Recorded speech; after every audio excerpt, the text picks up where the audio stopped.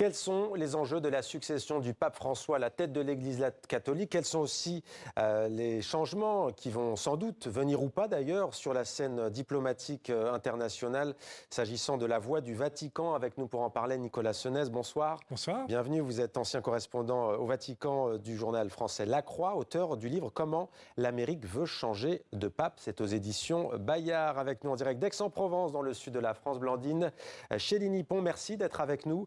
Vous êtes professeur d'histoire contemporaine à l'université d'Aix-Marseille, docteur en droit, spécialiste des religions dans les relations internationales. Vous travaillez notamment sur la géopolitique du christianisme.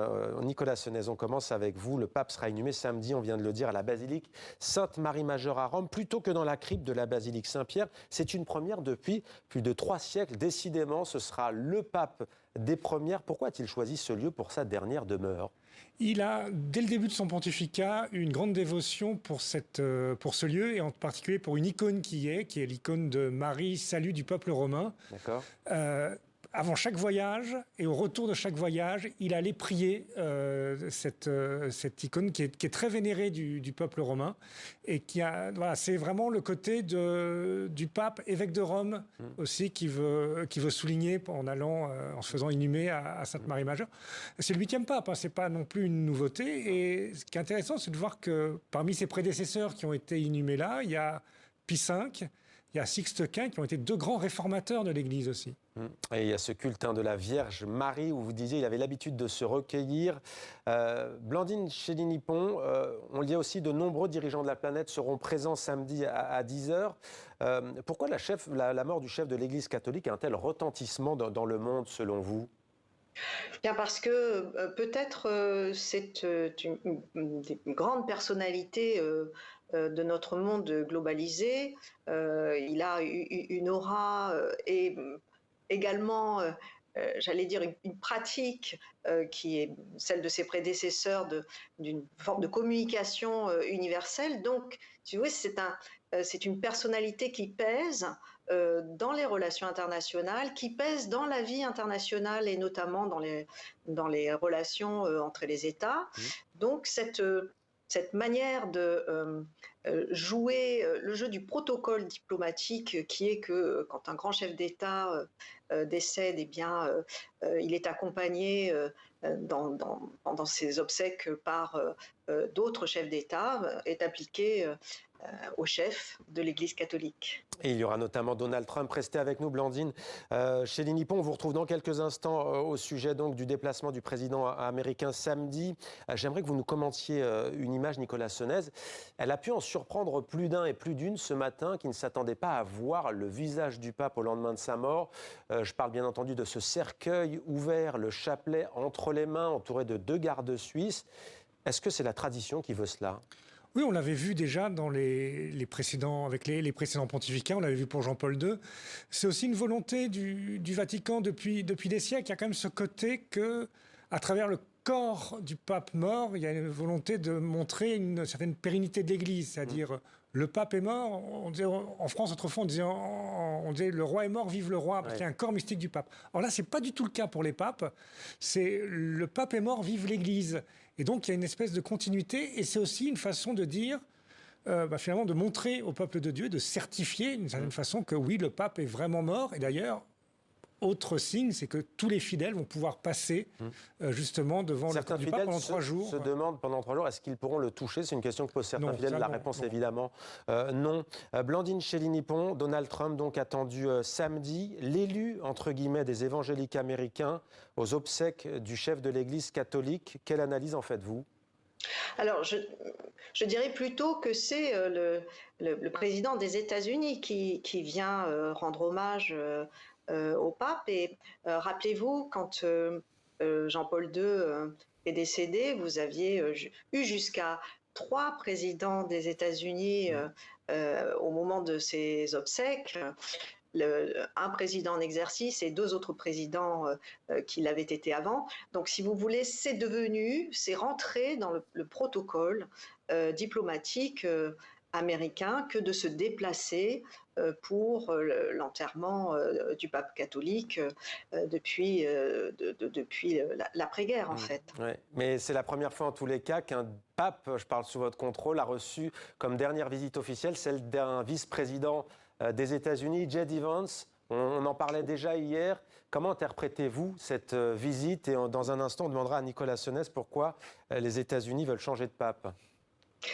Eh bien, c'était vraiment la rencontre des derniers moments.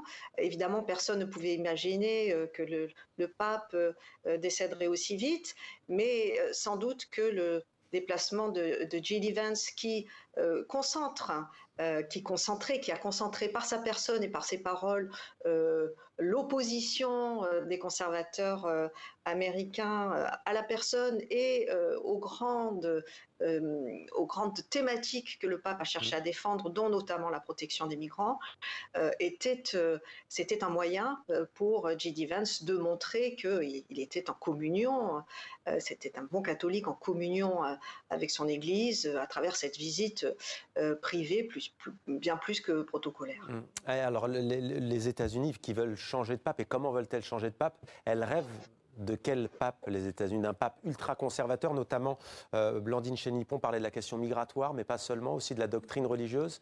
En fait, ils aimeraient un pape qui s'occupe principalement de l'Église, de la liturgie et pas du reste, et surtout qui ne viennent pas sur le terrain économique, qu'il laisse les États-Unis développer un capitalisme sans frein, qu'il ne s'occupe pas des questions d'écologie, qu'il laisse les compagnies pétrolières... Un protectionnisme plutôt. Voilà, qu'il laisse voilà, les compagnies pétrolières,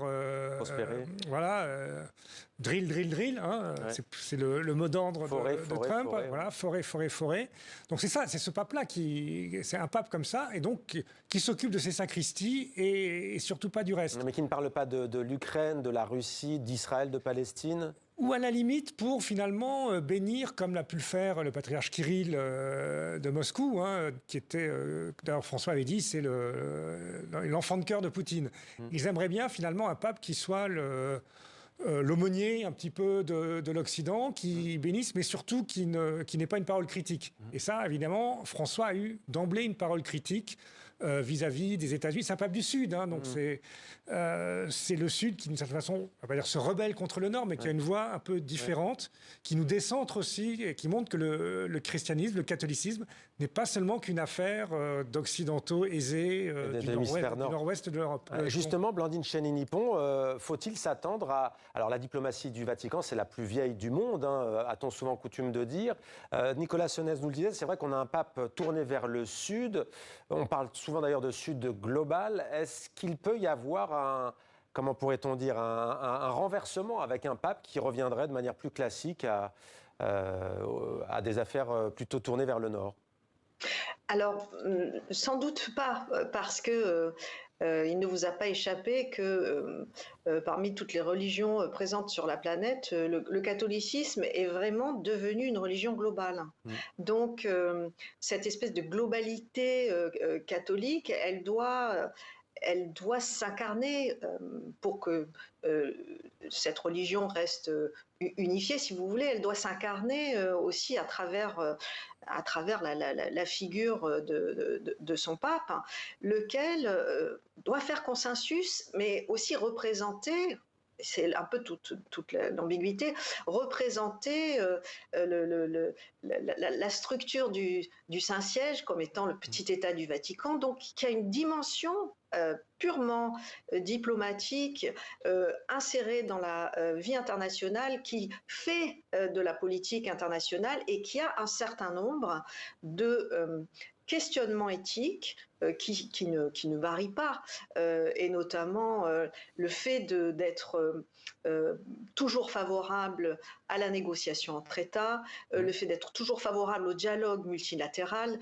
d'être toujours favorable au droit international, d'être un fervent soutien de l'Organisation des Nations Unies et de tous les moyens finalement de la coopération internationale. Ça ne peut pas changer, même dans des configurations actuelles où ça devient de plus plus en plus difficile d'avoir ce type d'attitude et de discours, et on a plutôt la naissance d'empires, d'empires qui se font concurrence et qui n'entendent plus être dans le dialogue multilatéral. Une stabilité diplomatique, donc, nous dites-vous. Alors, j'aimerais vous montrer 3 visages. On a commencé à en parler dans la première partie. Et si le prochain pape venait d'Afrique, le Guinéen Robert Sarah, le Congolais Fridolin Ambongo et le Ghanéen Peter Turkson, respectivement ancien archevêque de Conakry, cardinal depuis 2001, archevêque de Kinshasa et archevêque de Cape Coast.